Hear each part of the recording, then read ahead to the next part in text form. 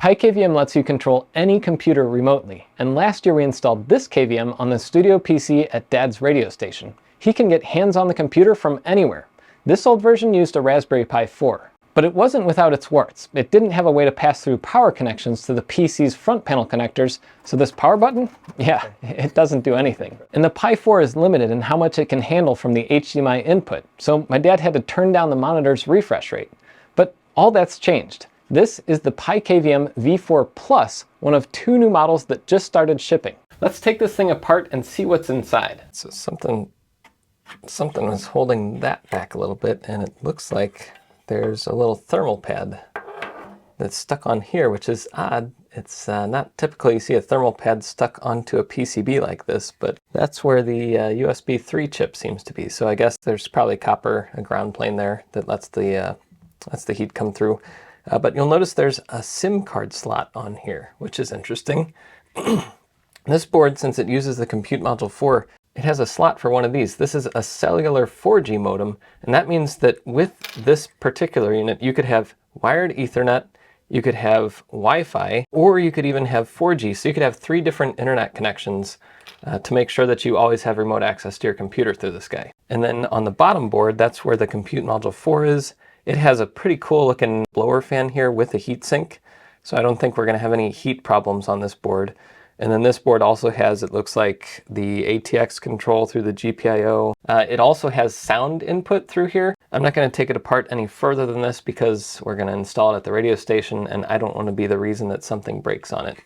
But there's your first look at the PiKVM V4 Plus. And to be completely transparent, this PiKVM V4 unit was sent by PiKVM for our testing. So today's plan is to upgrade the main studio PC to use this new PiKVM V4 Plus. Hopefully by the end of this video, Dad will have those front panel connectors working again, and we'll be able to get 60 Hz refresh on the monitor. First of all, this is the first time I have a camera facing me and a camera facing Dad. It's pretty good. So look, I'm here, and now I'm here. This is great. So anyway, I brought the PiKVM V4. It's in this box. Well, it's now there because you already got it out. I couldn't wait. But we're going to replace it. So you want to go ahead and get started with that? Yes, I'll get started. That means I have to go down and get the computer out. So I'm going to go down and get my cables all unplugged. Yep. One of my favorite things to do. Yeah, so this time you took a picture of all the cables before we took it all apart. Yes, so I did. You don't have to figure that out all afterwards. Exactly. And then here. It sounds like the fan on there is not doing so hot. Oh, I pulled the wrong. This one. Yeah. Yeah, the fan on there started getting a little grindy. Yep. And this is the computer that you dropped last time, right? Yes, I did, and it's been shook the bugs out of it. It's been great. It's been good all the time. So we got everything unplugged. Yes, we do. Oops. And now we'll see if we can accidentally drop it again. It's not too dusty. It was more dusty last time, but I think Bob had cleaned off the side here already. So cheating a little bit beforehand. The old front panel connections all come up here. So we're going to need to replace that too. And was there anything else that we had plugged in for the... No. No. Okay, so it's the only thing with this new one, it comes with all these different adapters. So this is going to be nice. It's a PCI Express. I think there's plates on here somewhere. Yeah. That you can put into the into one of these ports and plug into the external thing using one of these Cat6 cables. Yeah, so there you go. That'll look a lot cleaner for sure. Yep, and that's this has that's the old one. Oh. So I'm pretty sure it's that one. It might actually be if you flip it over. It might be. ATX. It is that. That's ATX. one. Okay. Because the other side is a console port. Yep. Yeah, I was going to say I saw the serial data symbol there. Yeah. So we can go in and out. So one cable will go here and one cable will go there. Yep. One cable goes out.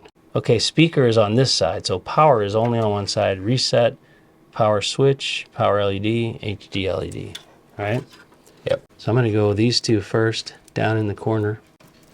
And I'm going to go like this. We do need to get light here. Here, let me. Yeah, I can't even see. Okay, so what do I want to get in here? Just get this area that I'm working in. Like super close up? You want to stay back a little bit, otherwise the focus is going to be. Okay, right. I haven't started yet. So I'm going to do the back reset button first, and we'll do. Is the top one recording me? I can't see it. Oh, you have to hit record. Do I want Okay. Well, yeah. to? Okay. There. You like that? You can see yourself. I can. Okay, so I'm gonna arrange these first. So I'll do black and white, black and white. Here we go. Yeah. Dad versus son. Plugging pins on computer boards. All right, I'm just gonna plug them in. Then we'll take a picture of it and then figure it out later. Make my own connector. Oh, I got some of them. Nope, I got one of them. Okay, let's try that again. No. Some of them went in. Oh, I'm off by halfway because I don't have my depth perception. Oh, the last one is popping out. We're gonna get there. Oh, there we go. Except for I only got the back four again. Yearling engineering based on luck. There we go. There we go. Okay, they're all in. Hey, all right. Now we just need to sort these out. So, yep, the colors. see, there's positive, but the question is, Yeah. how are these connected? Yeah, right. I would say you guessed right there. Okay, so positive, negative. We'll try that. Power switch is blue and orange. That's, how did I get blue on there? There's no logic to the coloring at all. Before we close it up, we might want to turn it on one time to make sure that's all right. But now let's also plug these Plug in. those in, yep. Okay, oh, now these are stuck in here. All right, so we're going to test the power LED really quick to make sure that we wired it up correctly, and it looks like we did. Power on. Is LED there on. Activity LED too? Hard drive. I think this might glow. Like there might be a glow. Oh, it changes colors. Something that might be of an LED at the top or something. So let's see if we get some. Oh, there it is. Yeah, I saw it. It blinked. Yep. And now if we shut it down without safely shutting it down, it could ruin something. While it's booting, you're worried about that? I mean, are you worried? If you're worried, I won't do it. Well, you already did it, so. Were you worried? I was a little worried. It has a hard drive, doesn't it? What did we end up doing there? Because we don't have the PCI Express bracket. Yeah, so we took, we used this cable, and it's nice, a little more sturdy than these guys. We use this cable to tie against the high definition audio cable to keep that in a safe space while we move this around, and then later we'll get that card off you, screw that in and put it together. And so now we need to put it back together, stick Yes. it back in place, and see if it actually ends up working. Exactly, that's it. Where's the blue? Here's the blue UPS, and you said that went like right That was there. right there, yeah. And then this is the UPS that goes to the PiKVM. USB. UBS. Now we're licensed. Okay. PiKVM. The GoPro's about to die, so this camera angle is going to go away. Okay. But this camera's okay. So you got everything plugged in, and the last couple connections are power up here on the PiKVM Yep. and power on the computer. So you want to go ahead and plug those in? I plug in the power. I just got to turn the power switch on too. Oh, okay. Can we turn it on? Yeah, let's see what happens. That computer's set to boot up automatically when power restores. Hit that power button real quick and it'll go off. I mean, hit Oh, yeah. Okay, it's off. it? Yeah. So now we got to plug the PiKVM in. Yep. And see if it's as noisy as the other one. Yeah, the other one's fan was a little worse for the wear. Yes, it was. So you want to try doing that blind? Yes. Let me see where. It's in the top corner. Well, Up that's here? not blind. You turned it around. That's cheating. I know. Ooh, that's fancy, actually. You should just leave it like that. Yeah, it has a little OLED display that has all the info. Oh, and there's your face. Yeah, I was going to say that here it's got, it says OTG. What would that be? Over the ground. On the go. It's a On the silly go. name. Yeah, Little, nobody knows wireless? why they called it on the go. Anyway, so it looks like it's booted up now. Okay. So this OLED has a little bit more information, but right now it has an IPv6 address. So hopefully that's not a bad thing. You're typing that in. So you went to the IP and it's given us that. So click through that and see if we get PiKVM's interface. Boom. There it is. There it is. Now what's the Username? default? Joe. No, it's like PiKVM maybe? Nope, No. that's not it. All right, Keep well, going. we'll look that up. Just a little B-roll shot. Nobody will ever hear this, except for me because I'm editing it. Okay, go ahead. So it should be admin. Yep. Ready? Yep. There it is. Okay. PVM. So now the question is, can you H264. Can you boot up the computer? Yeah, so no signal. It's telling us that's true. Ah, focus. Go to our ATX. All right, let's see if it Short works. power click. Yep. You sure you want to? Yes. And did that turn it on? Yes, it did. Hey, look at that. It's on.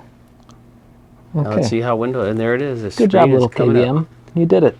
See where it ends up, 1024, 768 right now on the boot screen, but we'll see when Windows takes control. All right, and also I see the hard drive activity light over there is actually working. Like this, you know, there's two HDMI spigots. Yep. Spigots? Spigots. And do they like pour HDMIs out? They pour out all kinds of HDMIs. When we plug the new one in, it's now thinking this is a second display. So we need to mirror it again, and then also we can check on the resolution here to see if we can do 60 hertz. Yeah, we're at 720 here too. So. Yeah, and it's at 720p. So we are going to go into Windows display settings, or should you go into Intel graphics? That's the other question. There we go with that. Whoa, whoa, whoa. Keep changes like that, and go here. Display 2. 1080 is recommended. We don't extend this. We duplicate. That's what I need. Bob, you see it now? Yeah. We're all on the same page. All looks normal. That one's still 720. Oh, now they're all 720. So They? yeah, they all switched back to 720. Gotcha. So when it started What the mirroring. heck? So now you want to get back to 1080. Think. And then what about the refresh rate? Can you see that? That we have to go to this, right? It's 60. There you go. Yeah. All right. All right, so we have 60 hertz. Yeah. Is responsiveness any different? Can you notice anything? Or is that about the same? It's pretty quick. But what you're doing there is also replicating over here on the actual screen. Yes, if I open the Simian. Simian. How long will you be? Yeah. That all looks good, like this popping, the screen's popping nicely, so.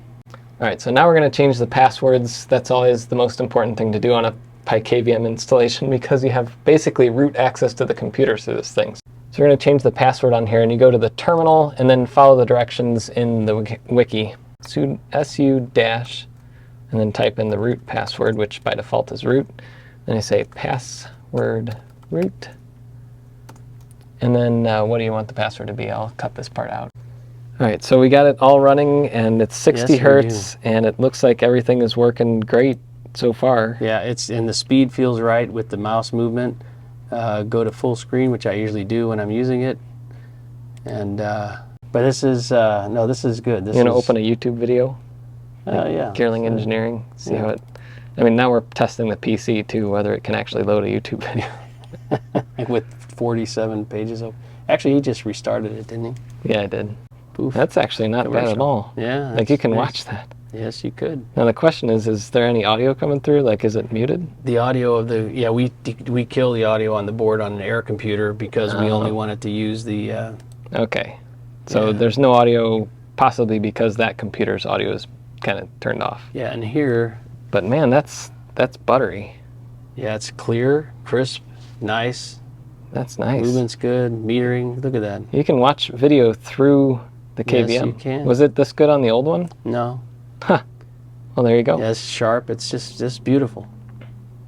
That's better than the old one. Yes, it is. Good job, PiKVM. All right, so that was actually a lot more uneventful than I thought it would be. Yeah. I mean, you're the one using all these things. You have like 5 or 6 of them set up. Right, and this was the least eventful, except for your plugging into the board. That was a little tough. It was tough to watch for Dad. Son struggling through that whole thing.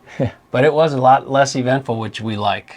All of us engineers, anyone who does a project, loves less eventful stuff. So would you recommend this one? Yeah, I definitely would recommend this. This one hits the home run. It's fast. It's got audio passing through. It's got a great screen.